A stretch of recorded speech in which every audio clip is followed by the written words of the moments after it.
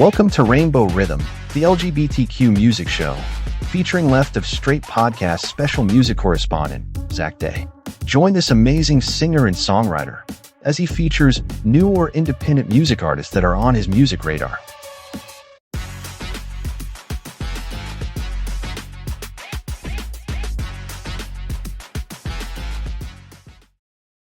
All right, guys, it's time for our very second episode here with our returning special music correspondent, Mr. Zach Day, all the way in from LA again today. Zach, how are you, my friend? I'm doing great, Scott. Thanks again for having me. Love it here. Well, thanks so much for sharing. I mean, you were such great when you were doing before, and then you brought us Jared Harper last week. We got to hear his music. Fantastic.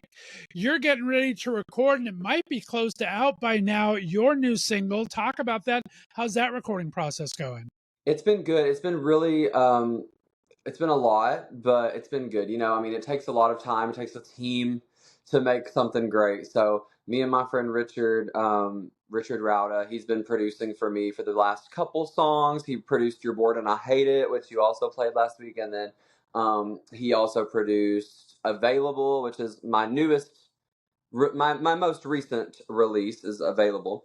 And then, yeah, he's doing this one, Flintstone Gummies. So, we've just been like, ducking in and out of the studio, trying to like get different things going, different ideas. We had a banjo on it at one point. I'm thinking it might still be on there. Don't know. We're trying to get some keys on there. We're just doing all kinds of different things. We're taking our time. We're experimenting with the song because it's a very special song. So it's been great, but it is a process. That's for sure. I'm sure you know all about that. Things take time, Oh, yeah, but it had such great response when we had you in Palm Springs a couple months ago. So I'm looking forward to the finished product.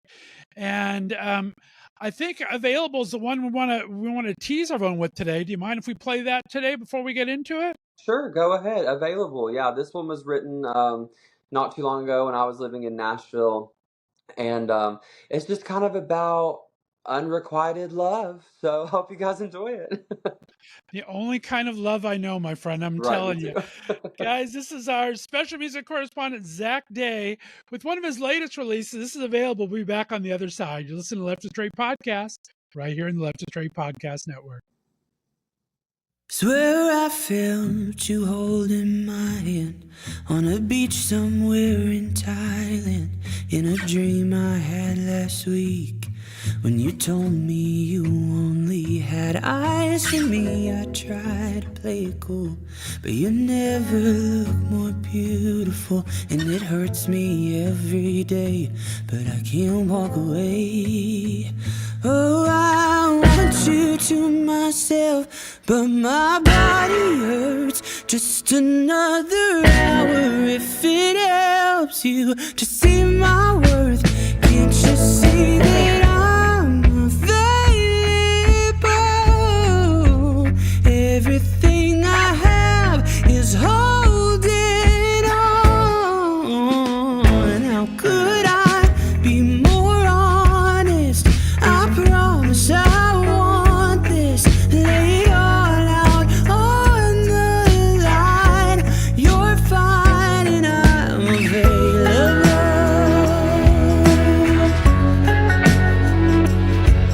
Lay it all out on the line. You're fine and I'm available.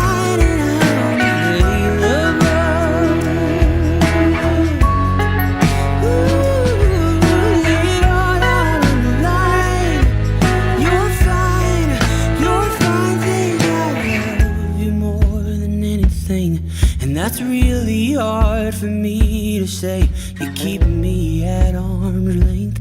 Not just friends, we're more like family. You say you're scared to let me down. I'm scared you don't want me around. I wanna be attached. What's so wrong with that? Oh, I want you to myself, but my body hurts. Just another hour if it helps you. Oh my gosh, love that. Good job, my friend. So, isn't it how easy is it to write songs about this unrequited love or just love in general as opposed to just everyday songs? I mean, do those just come to you more? Is it whatever life is happening at the time? How does your inspirations for these songs come? Well, when it comes to my songwriting, I am a very honest songwriter and I write, from the heart. And so most of my songs, pretty much everything you're going to hear from me is like exactly how it happened. I don't really beat around the bush too much. I mean, listen, I know some songwriters can really make a hit song with using like metaphors and punchy like hooks and stuff like that, which I love. I think you can make a punchy hook with an honest lyric as well, though. So, like, I'm not really writing in metaphors that much. I kind of just take my journal entries and pull things from that and just kind of try to make it a little bit more poetic to like fit into a song. So, you're really hearing straight up my journal entries with every song. And it's interesting because I think that, in my experience, I tend to be pretty private when it comes to sharing my personal life on the internet, Right. except for in my songs. So if you're listening to my songs, then that's where you're going to really get to know me and what's going on in my life, I would say. Get a glimpse of a day in the life. I mean, and we talked about your genre. You've kind of branded yourself y'all alternative, which I absolutely love. Hashtag y'all alternative, guys. Share it around. Yes. And like we just had the Video Music Awards a couple years back or a couple weeks back now, and videos. I mean, talk about video. That's kind of. Do you find it as kind of a harder thing to do? Do you find it kind of a cheap mechanism? Do you find what do you think about doing videos in general? How does it go to your type of music, do you think?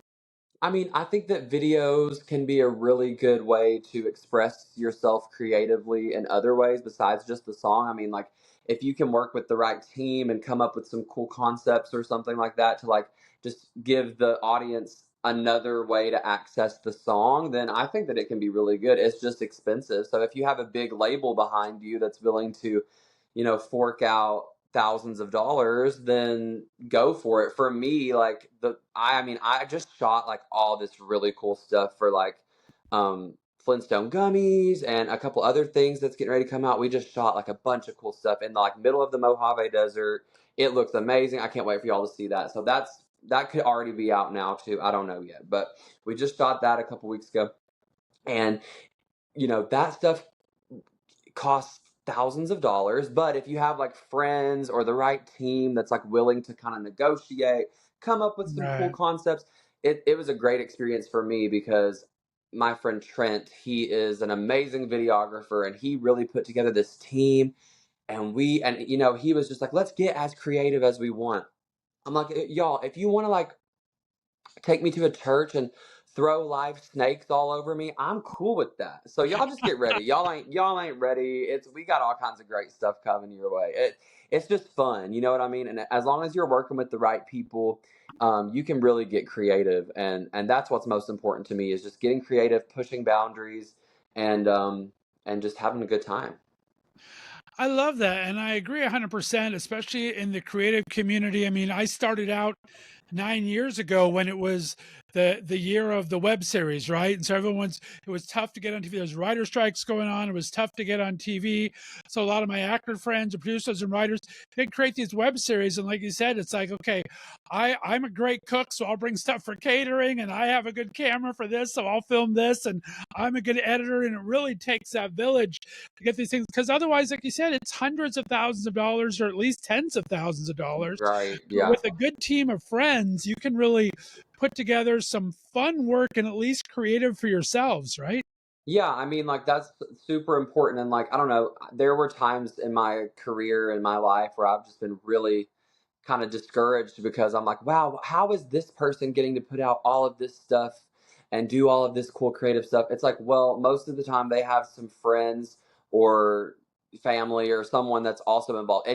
Just remember that it takes a team, and it also takes people willing to sacrifice. And like sometimes that's hard to find, you know what I mean? Like I'm just lucky that the people that I've found, I mean, it took years to find my band and my friends that are like doing all this stuff for me. And like, yeah, I'm also shelling out money too.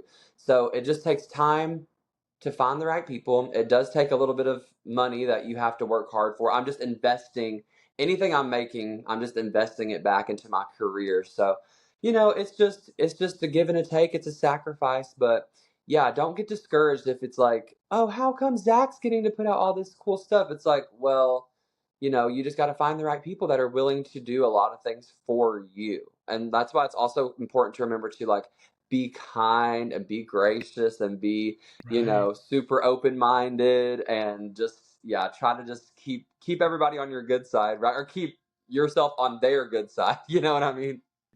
Exactly. I mean, especially in the entertainment business in general, you don't want to burn those bridges. You never know who this person that you're talking down to today is going to be in charge of you the next day of your career. So yeah, Exactly. very important there.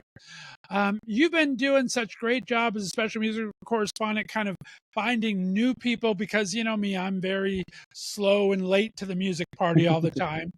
Who do you have this week that's kind of on your radar, and who are you going to share with the audience with this week? I wanted to talk a little bit about another queer artist that is really making some moves in the scene right now. I've met them a couple times. They are super sweet. Their name is Olive Klug.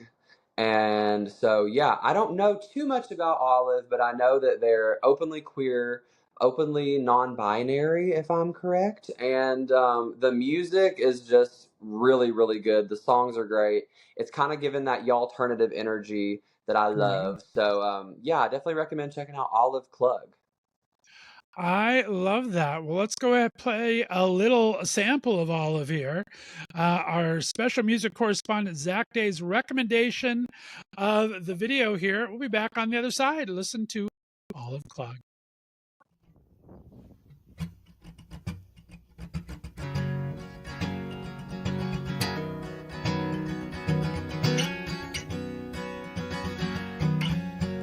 With California in my rear view, I stopped into a drive-thru. I'll admit I'm just a sucker for convenient and fast. I swear Kansas lasts forever, billboard calling me a sinner. All my thoughts were screaming at me through the vast. Well, they grew me in a bubble, sheltered me from all that rubble, and said, baby, history is just the past. So I am not even gonna try to write a song about America. It's too big and too daunting of a task. Great Plains, stomach pains, boarded up the windows on the south side of town. Unmarked graves, Jesus says, keep your credit up and your head down.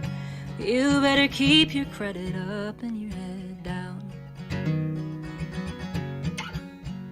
Now I'm passing into Tennessee, another place I'm scared to be, where they celebrate the Salin band dress.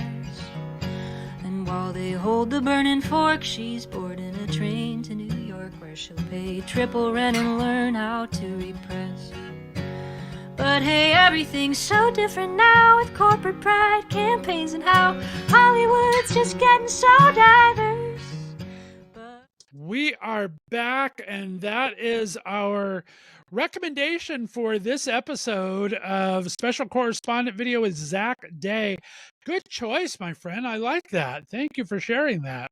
Oh, yeah, anytime. Olive is one of those people that I was mentioning recently about like I met them at a song share, just sitting around playing songs with a bunch of other artists, and I remember being like, "Whoa, you're so good!" And I've been kind of following them and their career ever since then. And yeah, they're blowing up right now, and it's really refreshing to see. I just love seeing and hearing like different types of artists than we're used to, and I think it's very it's very progressive. I love it. I like it. Have you heard of Lupe Dragon yet? Mm-mm. she is more East Coast based. She is East Coast based. So you guys aren't in the same circles right now, but she is a fantastic independent singer songwriter that I think your guys' voice would blend well. I'm going to have to send you over some of her Ooh. music. Okay, But yeah. yeah, I love finding independent because you're so good at that. You have such a great ear to begin with, just with your own music, but listening to other people and kind of scoping it out. What do you find yourself besides your alternative? What kind of music kind of draws you in? It seems more these days. I mean, I really love all different types of music, but what really speaks to me is like just really good lyrics. And you don't even have to be a really good singer. I mean, there's a lot of artists that I listen to that I would not be like, oh, they're the best singer in the world. It's not about that for me. It's just about the feeling that I get from listening to the songs and the lyrics and the stories. So yeah, that's what's most important to me. So I go all the way from like straight up country music, like Lainey Wilson and these girls that are just amazing, to like some really indie, alternative, really strange kind of songs that the general public would probably not really enjoy listening to, but like Bjork or like Aldous Harding or whatever. It's a very wide range, but as long as it makes me feel something, then I love it. You know what I mean? There you go. And you've been going back and forth to LA so often lately. Is there any clubs you're really kind of starting to vibe with that you really enjoy playing more than the other? Or what are some of the fun clubs you're playing out in LA right now? My favorite place to play in town is Hotel Cafe. That's become like one of my home venues here, I would say. I've played there a lot. I feel really comfortable on. There's two stages, so I feel really comfortable on both stages.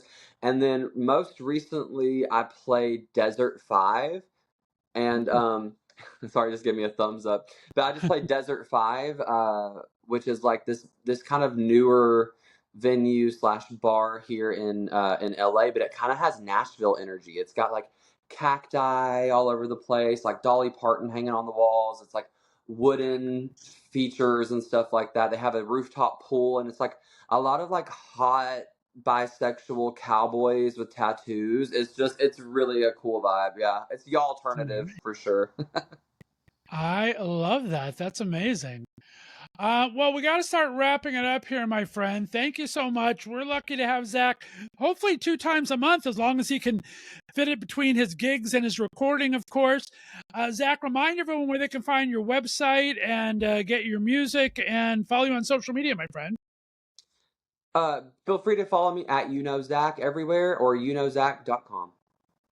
Fantastic.